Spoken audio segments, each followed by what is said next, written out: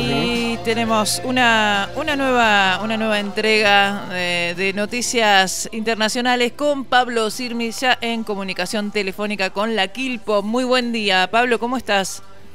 Hola Gise, ¿cómo estás? Buen día. Bien, ¿nevó o no nevó por ahí? No nevó, pero no le faltó mucho, digamos. Ayer me daba risa porque algunos noticieros de los canales de Capital sí decían que estaba nevando en el Gran Buenos Aires, que probablemente haya nevado más en la madrugada, pero acá en Merlo en realidad lo que hacía era mucho frío y estaba despejando el cielo, así que mirá. pero igual hay nubes, ahora hay sol. En Pilar decían que había nevado. Es probable. Pero bueno, no sé. En San Antonio de Padua, que es acá la estación siguiente, donde vive mi hermana, el domingo a la nochecita. Bueno. Había caído aguanieve. Sí, era gracioso ver en los noticieros esto de no, es agua nieve, no, es un copo, o sea, viste, buscando por favor que sea nieve, como los niños, ¿no? Ahí te das cuenta. Suele pasar en esta zona, sí. Ahí te das cuenta cómo el regalo de la naturaleza, de la vida, está siempre ahí presente, como claro. Eso genuino que te va a hacer feliz, ¿no? Y que por ende deberíamos cuidarlo mucho más. Bueno, me imagino cómo estarás con esto de la información internacional que se pega, ¿no? Que toca que toca también territorio argentino. Que nos genera además bastante zozobra porque por lo menos los días anteriores eran de gran zozobra, ahora pareciera que hay como un pequeño descanso a tanta locura, pero sí, la guerra entre Irán e Israel, o Israel e Irán, que en realidad lo que hay es un ataque de Israel sobre Irán, y al que Irán respondió, digamos. Esto es lo que sucedió en estos días. Las últimas noticias que hay es una tregua, un alto el fuego que en principio negoció Donald Trump, el presidente norteamericano. Es más o menos lo que hemos escuchado. Era un poco extraño todo anoche porque mientras anunciaban el alto del fuego, pongámosle, creo que era a partir de las 7 de la mañana de Irán, era algo así como la medianoche nuestra, hasta último momento se siguieron sucediendo ataques, que en el caso de Israel son básicamente de incursiones aéreas, y en el caso de Irán son misiles, claro, que le han entrado por una vez al territorio israelí, lo cual es también todo un dato.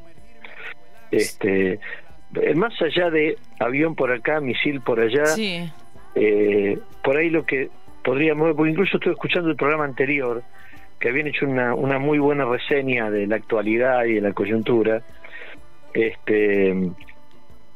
donde entre otras cosas se plantea la situación propia interna en Israel, donde los ataques el genocidio en Gaza, del que ya hemos hablado, le está generando digamos que un nivel de desprestigio importante a Netanyahu, al gobierno actual. Lo que hacen es huir hacia adelante, algo de lo que los argentinos algo sabemos, porque en el año 82, no sé, algunos por ahí no habían nacido, pero en mi caso sí, tenía 19 años. Nosotros dos por lo menos estábamos. Bueno, calculamos que hay más gente escuchando también. Es probable. La dictadura militar, que estaba en su fase declinante y con mucha resistencia por parte de la población, sacó de la galera la aventura de Malvinas, y eso le dio un par de meses de sobrevida. Al final terminaron cayendo, pero con un costo muy doloroso para la población argentina y para la situación argentina en Malvinas. Bueno, digo esto porque me da la impresión que también hay algo de esto en Netanyahu. Tomó el ataque a Irán que es considerado un país como algo así como un enemigo o algo por el estilo, y eso le volvió a dar un poco de prestigio interno en Israel.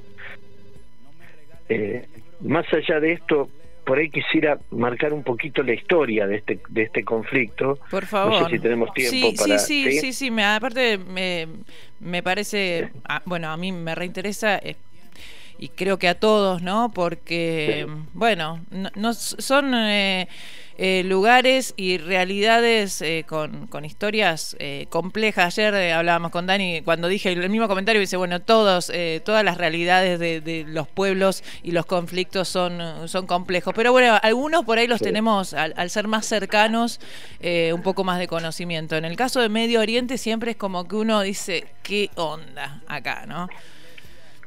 El primer tema es esa denominación justamente que todos usamos, que es Medio Oriente, que tiene que ver con algo parecido que nos pasa a los que vivimos acá en el oeste del Gran Buenos Aires. Estamos en el mapa argentino, estamos claramente en el este, claro, pero le decimos oeste porque estamos al oeste de la capital federal, claro, de la ciudad de Buenos Aires. Bien. Medio Oriente es el Medio Oriente es así porque es la mitad es un territorio que está al este, es decir, al oriente de Europa y también de Estados Unidos. Por eso a Europa y Estados Unidos nosotros le llamamos occidente, claro, lo que sería el oeste. Este es un primer detalle. Bueno, fantástica, no, claro, muy buena observación. Claro, esto es lo primero que hay que entender. Esta región donde hoy está el Estado de Israel es una región que durante, yo creo que son 400 años más o menos, estuvo dominada por el Imperio Turco Otomano. De ahí sucede esta historia de que cuando nosotros hemos tenido un presidente de ascendencia siria, al que todo el mundo le dice el turco. Claro, los sirios, los libaneses, los armenios también entraron a la Argentina con pasaporte del Imperio Turco Otomano, por eso se les dice turcos en la Argentina, cuando en realidad han sido víctimas de Turquía en gran medida, o del Imperio Turco, ¿no?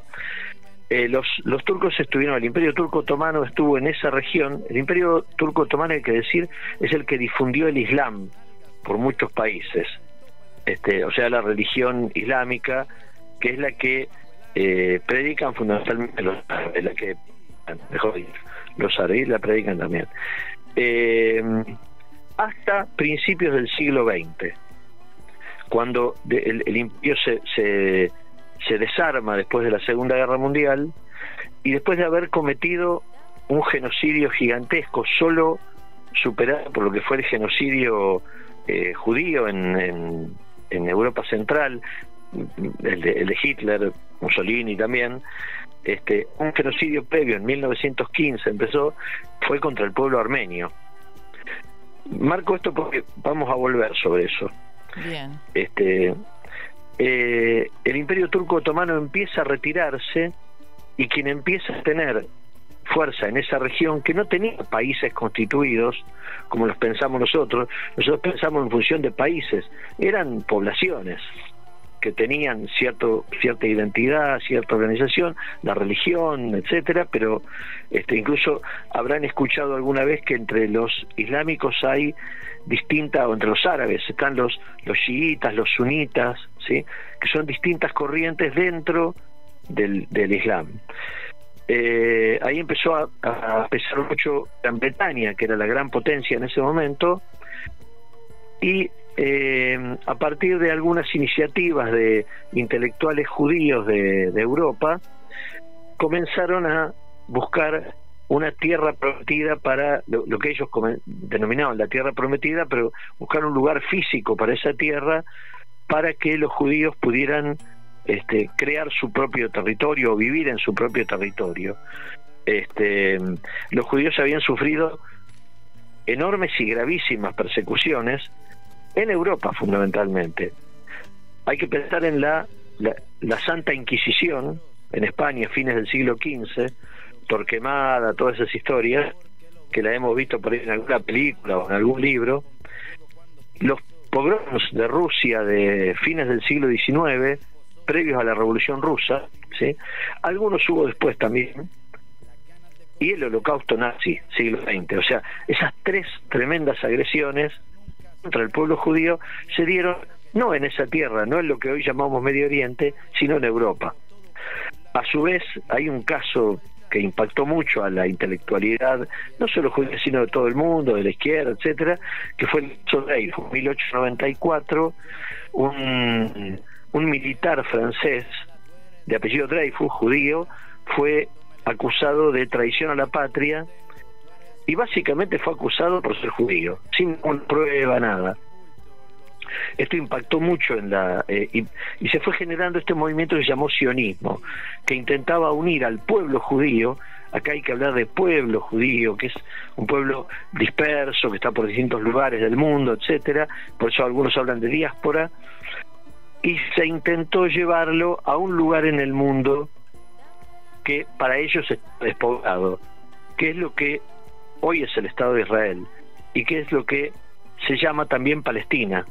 Este es el origen del conflicto, así contado muy rápidamente. Seguramente me olvide algún detalle y alguno me apuntará, pero básicamente esta es la raíz del conflicto. Fueron a un lugar que ellos decían que estaba sin población, algo así como nuestra campaña del desierto, que no era en ningún desierto, había gente viviendo, y entonces generó conflicto con esa gente viviendo, y a partir de ahí, por eso es especialmente con Palestina el conflicto, aunque hay otros países árabes que han tenido distintas negociaciones y distintos acuerdos con Gran Bretaña primero y después con Estados Unidos, que les permiten tener otro estatus. Claro. Pero bueno, a partir sobre todo del Holocausto nazi, buena parte de esa población judía que vivía en Europa Central se fue a Israel a vivir una verdadera aventura en una tierra que no conocían, a practicar agricultura que por ahí en algunos casos no era lo que hacían, bueno, digamos, y esta serie de conflictos. El año 1948 se creó el Estado de Israel.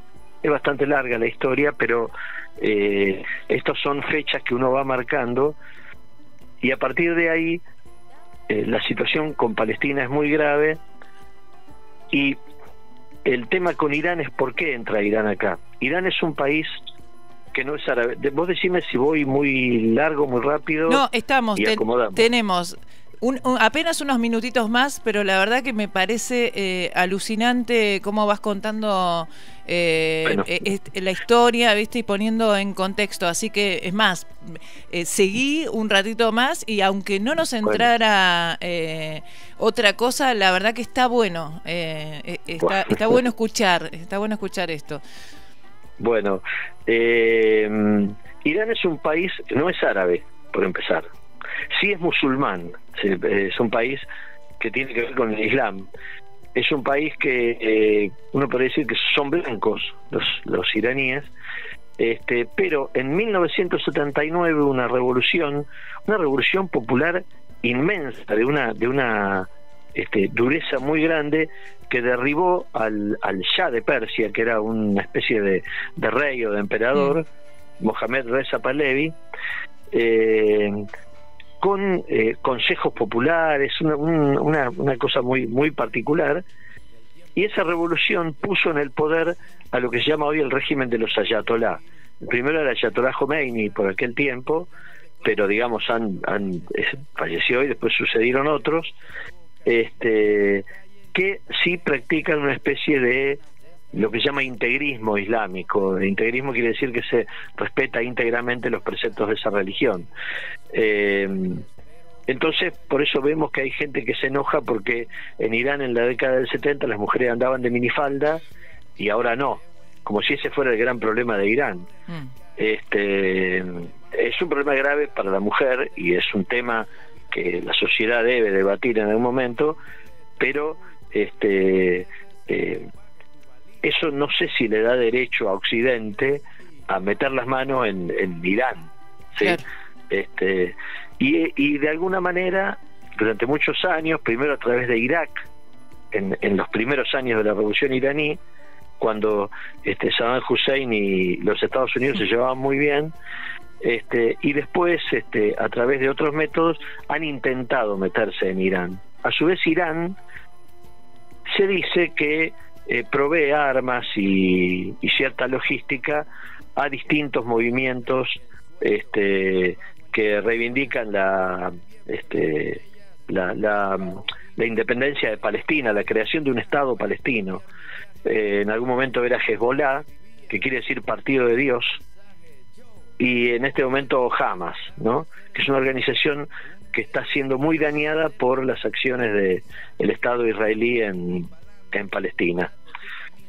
Bueno, esto más o menos es el centro de la cuestión. Llego a casa, lo corto, lo vuelvo a escuchar, lo publico. Bueno, estoy así, oídos bien abiertos. Sí, ahora sí, Pablo, vamos a redondear, pero excelente.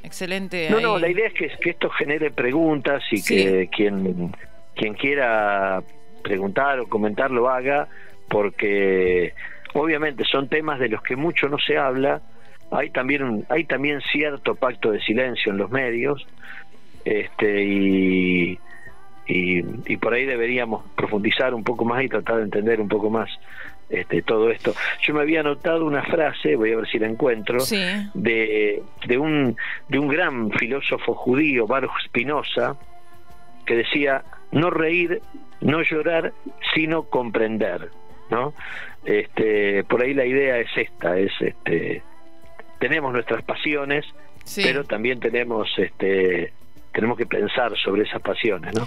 Cortito, Pablo, para cerrar, en relación puntualmente y ahora, ¿no?, con todo este contexto, en realidad, digo, ahora el contexto para uno de repente en la ignorancia de un montón de cosas, ¿no? Pero a sabiendas, en cuanto a las novedades, Donald Trump ayer diciendo, ¿no?, después de hacer el ataque que hizo ahí a zona nuclear, y el contraataque de Irán, y ese llamado ayer a la noche a la paz, como bueno, hasta acá estamos, como diciendo, bueno, ya está, acá estamos bien, paramos acá, y también el pronunciamiento de Irán, ¿no?, diciendo, y no sé, ¿no?, una cosa así, como diciendo, no sé si vos qué pensás, o qué sin especular, pero vos que con todo lo que conoces del tema, ¿qué crees que va a pasar? ¿Que realmente va a quedar todo así? ¿Se viene el tiempo de paz? ¿O? No estoy muy seguro, porque los protagonistas de la historia, sobre todo del lado de Estados Unidos y de Israel, no son gentes muy no son gente que parece ser demasiado racional. Claro. Tienen una tanto Netanyahu como Trump están en situaciones políticas en las que pareciera que hay que dar respuestas muy fuertes todo el tiempo. Es un tema también para ver aparte, que es la política de hoy, cómo se da, muy diferente de lo que era hace a lo mejor 40 o 50 años, donde había gente que se sentaba, pensaba y después por ahí a lo mejor atacaba si era necesario. Pero bueno, parece, acá es como que se tiraron unas cuantas piñas entre todos. Está muy bien lo que me señalás de Estados Unidos, que atacó Irán y que recibió ataques en las bases que tiene en Qatar, sobre todo. Claro. Y fue bastante... y fueron golpeados también, Claro. Israel fue golpeado también en estos ataques. Irán creo que lleva la peor parte, pero bueno, no soy muy optimista sobre largo plazo. Me imagino, la verdad que obviamente que se vienen un montón de preguntas, una cuestión de tiempo que me corre, porque si no las haría, pero te las podés imaginar a todas y la podemos seguir la próxima, que va a ser prontito seguro. Por supuesto que me imagino también bien y acá es una maldad tirarla y decirte hasta la próxima, ¿no? Y no darte tiempo. Pero la sensación, ¿no? De vivir en un país donde un presidente nos involucra, ¿no? Directamente, no sé qué otra manera de decirlo, en un conflicto internacional donde la verdad que no estamos acostumbrados a eso. Más allá de las cosas que también sabemos que han pasado en la Argentina, pero digamos, no, esto de involucrarnos así tan directamente en un conflicto, levantando la mano y diciendo yo estoy acá, estoy presente, ir y visitar y decirlo desde ahí y apoyar a Estados Unidos, bueno, nada, eso. Es tremendo. Ayer escuchaba a un especialista, tal vez uno de los más prestigiosos, Juan Gabriel Tocatean, diciendo que él no podía entender cómo llamaba a Irán un país enemigo. La Argentina no tiene tradición de llamar enemigo a ningún país, pese a haber estado en grandes conflictos, claro, en una guerra con Gran Bretaña, y no le hemos dicho nunca enemigo a Gran Bretaña. Exacto. Casi que todo lo contrario, pero bueno, es muy llamativo y es muy peligroso. Y es muy peligroso porque la verdad que no hay con qué tampoco, ¿no? Llegado el caso. Bueno, Pablo, muchísimas gracias, la seguimos la próxima. Dale. Bueno, te mando un abrazo grande a toda la gente de La Quilpo y de San Marcos y la zona. Dale, un abrazo a vos ahí también, a todo tu equipo en tu programa de radio. Por favor, tirá ahí el dato, sí, fin de semana, ¿no? Pasajes, Radio Contacto AM 1460 o @pasajes 1460 en YouTube. Ahí está. Y @peasirmi en Instagram si quieren. Ahí está, sí, claro. Algo sobre la columna. Sobre esto, dale, así también te siguen y la seguimos por ese lado. Gracias, Pablo, un abrazo gigante. Bueno, gracias. Abrazo, un lujo, saludos. Abrazo.